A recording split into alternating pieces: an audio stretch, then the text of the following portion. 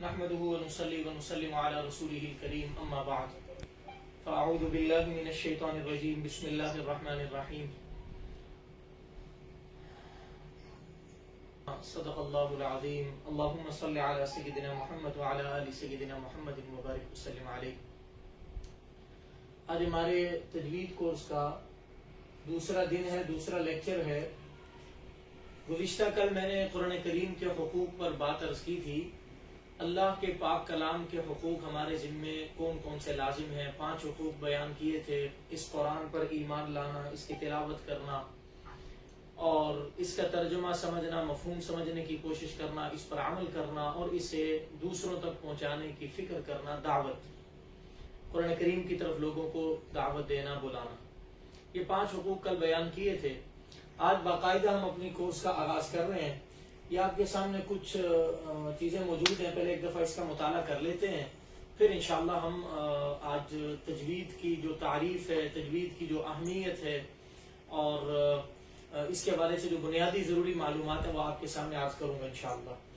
گزشتہ کل چونکہ ہماری پہلی کلاس تھی، میں کچھ باتیں نہیں عرض کر سکا. آج میں آپ سے عرض کر رہا ہوں. کوشش کریں کہ جو بات آپ کے سامنے آئے آپ اسے اپنے پاس نوٹ کیجئے، آپ اسے اپنے پاس اپنی لکھائی میں محفوظ کیجئے، اس کے نوٹس بنائیے تاکہ آپ کو یہ ساری چیزیں پوری زندگی کام آتی رہیں.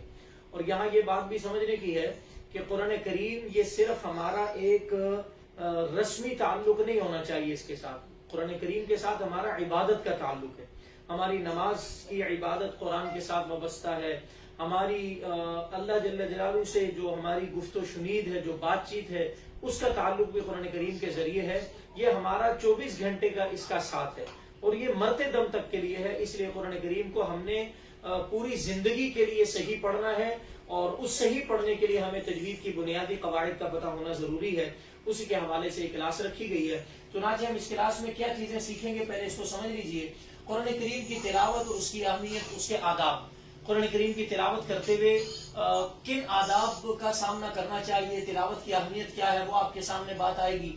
اسی طرح قرآن کریم کی تلاوت کا درست تلفظ، صحیح تلفظ کے ساتھ قرآن کریم کی تلاوت کی جائے اور جو اس کے وقف کے اشارے ہیں ان کو سمجھا جائے.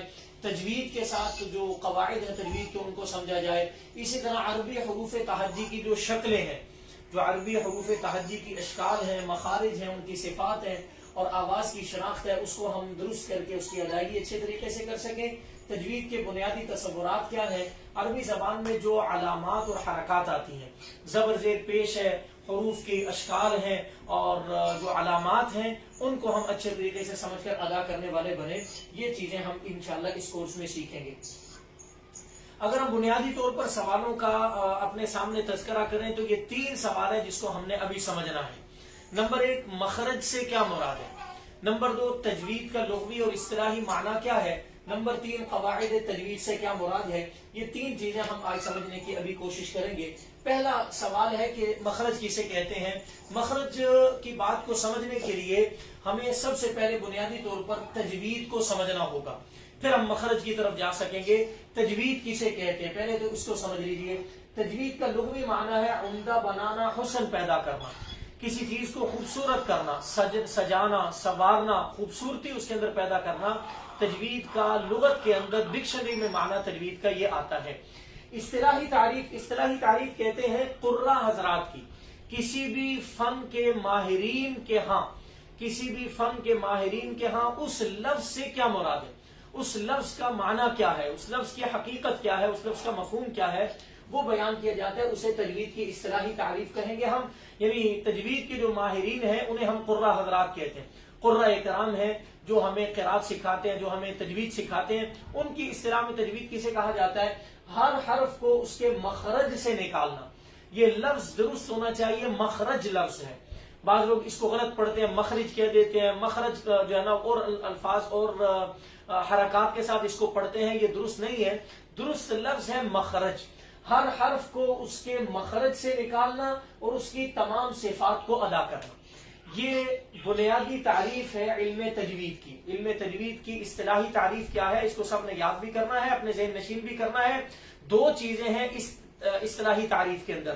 ہر حرف کو اس کے مخرج سے نکالنا اور اس کی تمام صفات کے ساتھ اس کو ادا کرنا، یہ علم تجوید کی اصطلاحی تعریف ہے۔ اب ہم انشاءاللہ مخرج کو بھی سمجھنے کی کوشش کریں گے، صفات کو بھی۔ میں ابھی چھوٹی سی بات آپ سے عرض کر دوں، مخرج اور صفت کو تھوڑا سا سمجھا دوں، تھوڑا سا ایکسپلین کر دوں، مزید تفصیلات انشاءاللہ آگے آئیں گی۔ مخرج کا لفظی معنی ہوتا ہے نکلنے کی جگہ۔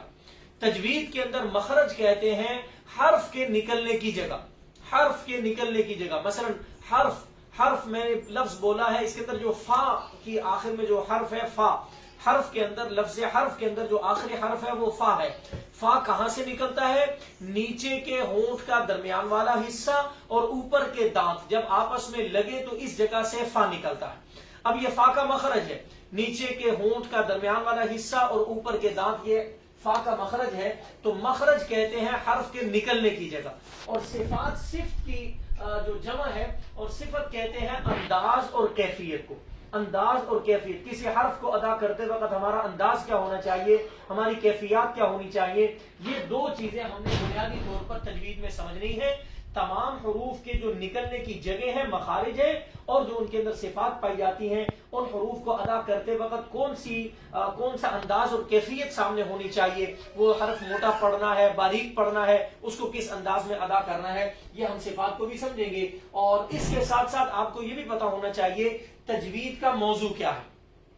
موضوع کہا جاتا ہے، جیسے ہم عرف عام میں بھی کہتے ہیں کہ جی فلاں چیز کا موضوع کیا ہے، فلاں مولانا صاحب بیان کر رہے ہیں، بیان کا موضوع کیا ہے، یعنی جس چیز پر اس فن میں زیادہ ڈسکشن کی جاتی ہے اسے موضوع کہتے ہیں۔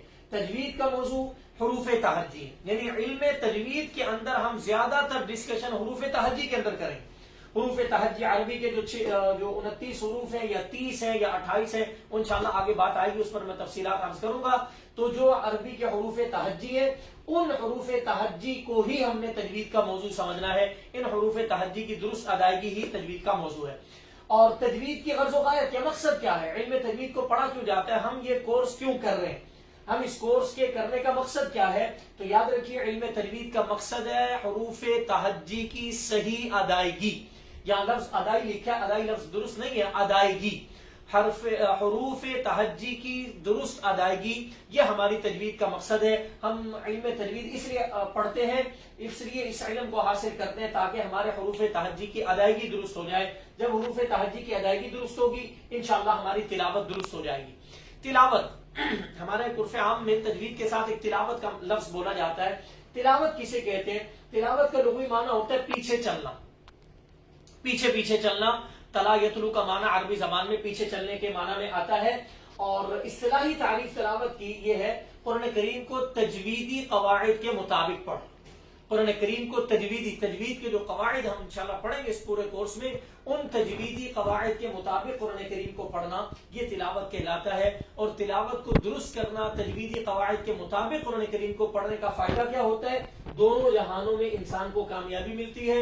دنیا کے اندر تلاوت کا نقد فائدہ کیا ہوگا؟ میں نے کل کے لیکچر میں عرض کیا تھا، آپ صلی اللہ علیہ وسلم نے فرمایا قرآن کریم کی تلاوت سے دل کا زنگ دور ہوتا ہے، دلوں کا زنگ دور ہو جاتا ہے، اور ایک حرف پڑھنے پر اللہ جل جلالہ 10 نیکیاں عطا فرماتے ہیں۔ یہ تلاوت کا جو دنیا کا فائدہ ہے، نقد فائدہ، وہ حاصل ہوتا ہے۔ اب ہم جو تجوید پڑھیں گے، جو ہم علم تجوید حاصل کریں گے بھی انشاءاللہ، اس علم تجوید کی اہمیت کیا ہے، قرآن پاک میں اللہ جل جلالہ تجوید کے حوالے سے ہمیں کیا رہنمائی دیتے ہیں۔ چنانچہ قرآن کریم کی ایک آیت آپ کے سامنے موجود ہے، سورہ مزمل کی، ذرا اس کو دیکھیے، چھوٹی سی آیت ہے، اور دوسری آیت سورہ بقرہ کی 121 نمبر آیت ہے۔ اللہ جل جلالہ سورہ مزمل میں فرماتے ہیں، اعوذ باللہ من الشیطان الرجیم وَرَتِّلِ الْقُرْآنَ تَرْتِیلًا، قرآن کریم کو ٹھہر ٹھہر کر پڑھیے، قرآن کو ٹھہر ٹھہر کر پڑھنا، تیز قرآن پاک کو پڑھنا، اتنی تیز رفتار میں پڑھنا کہ اس کے حروف کی ادائیگی صحیح درست نہ ہو سکے، درست طور پر نہ ہو سکے، تو وہ قرآن کریم کی جہاں درست ادائیگی ہی نہ ہو، وہ پڑھنا بجائے فائدے کے نقصان دہ ہے، بجائے ثواب کے الٹا انسان کو گناہ ملتا ہے۔ اس لیے قرآن کریم کو پڑھتے ہوئے کوشش کرنی چاہیے ٹھہر ٹھہر کر پڑھا جائے، اتنا ٹھہر ٹھہر کر پڑھا جائے کہ ہر حرف اس کے مخرج سے اور تمام صفات کے ساتھ اس کو ادا کرنا ممکن ہو۔ تو قرآن کریم کو ترتیل کے ساتھ ٹھہر ٹھہر کر پڑھنے کا حکم خود قرآن میں اللہ نے دیا ہے۔ اسی طرح دوسری آیت آپ کے سامنے موجود ہے، سورہ بقرہ کی آیت نمبر 121 ہے۔ اللہ جل جلالہ فرماتے ہیں، الذین آتیناہم الکتاب یتلونہ حق تلاوت، ہم نے جن کو یہ کتاب دی ہے، یہ قرآن کریم جن کے اوپر نازل کیا ہے، جس امت محمدیہ صلی اللہ علیہ وسلم کو ہم نے یہ کتاب دی ہے، وہ اس قرآن کی ایسی تلاوت کرتے ہیں کہ یتلونہ حق تلاوتی، کہ اس کی تلاوت کرنے کا حق ادا کر دیتے۔ قرآن کریم کی تلاوت کا حق کیسے ادا ہوگا؟ کہ جب انسان اس کے تمام حروف کو ان کے مخارج سے نکالے، تمام صفات کے ساتھ اس کو ادا کرے۔ تمام مفسرین نے لکھا ہے قرآن کریم کی تلاوت کا حق کیا ہے کہ اس کی ادائیگی درست ہو جائے۔ قرآن کریم کو پڑھتے ہوئے مخارج اور صفات کا خاص خیال رکھا جائے۔ اولئک یؤمنون بہ، فرمایا جو تلاوت کا حق ادا کرتے یہی اس پر ایمان بھی لاتے، ومن یکفر بہ فاولئک هم الخاسرون، اور جو اس کا انکار کرتے ہیں، جو اس قرآن کریم کا انکار کرنے والے ہیں، وہی خسارہ اٹھانے والے ہوں گے۔ کیا مطلب؟ یعنی جو اس پر ایمان لانے والے ہیں، جو اس قرآن کو ماننے والے ہیں، وہ اس قرآن کریم کو صحیح طرح ادا کرتے ہیں، صحیح طرح پڑھتے ہیں۔ جو اس کی تلاوت صحیح طرح نہیں کرتے، وہ اس کا گویا انکار کرنے والے، اور جو انکار کرنے والے وہی خسارہ اٹھانے والوں میں شامل ہوں گے۔ اللہ ہمیں انکار کرنے سے، خسارہ اٹھانے والے میں شامل ہونے سے اللہ ہماری حفاظت فرمائے۔ تو ہم اس پر ایمان تبھی لا سکتے جب ہم اس کی تلاوت کا حق ادا کریں، اور تلاوت کا حق تبھی ادا ہو سکتا ہے کہ جب انسان اس کو تجویدی قواعد کے مطابق پڑھے۔ اسی طرح حدیث مبارکہ آپ کے سامنے موجود ہے۔ آپ علیہ الصلوۃ والسلام نے خود ارشاد فرمایا ان اللہ یحب ان یقرأ القرآن کما انزل، اللہ جل جلالہ اس بات کو پسند فرماتے ہیں کہ قرآن کریم کی تلاوت اس طرح کی جائے جس طرح اس کو نازل ہوا ہے، جس طرح اللہ نے قرآن نازل کیا ہے اسی طرح قرآن کریم کو پڑھا جائے۔ بلکہ میں اس سے آگے بڑھ کے بات کہہ دوں، بعض لوگ ہمارے معاشرے میں، بعض حفاظ کرام بڑی تیز رفتاری کے ساتھ قرآن کریم پڑھتے ہیں۔ اللہ جل جلالہ نے سورہ قیامہ میں اپنے نبی حضرت محمد الرسول اللہ صاحب قرآن صلی اللہ علیہ وسلم کو بھی تیز پڑھنے سے منع کر دی۔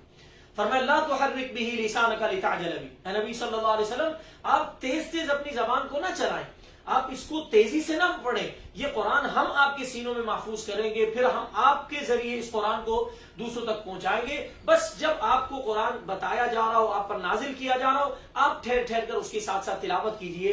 تو قرآن کریم کو اس طرح پڑھنا، اس طرح اس کی تلاوت کرنا جس طرح نازل ہوا ہے، یہ آپ صلی اللہ علیہ وسلم بھی خود اس کو پسند فرماتے ہیں، اور اللہ جل جلالہ کے حوالے سے بھی پسندیدگی کی اس بات کو ذکر کیا گیا۔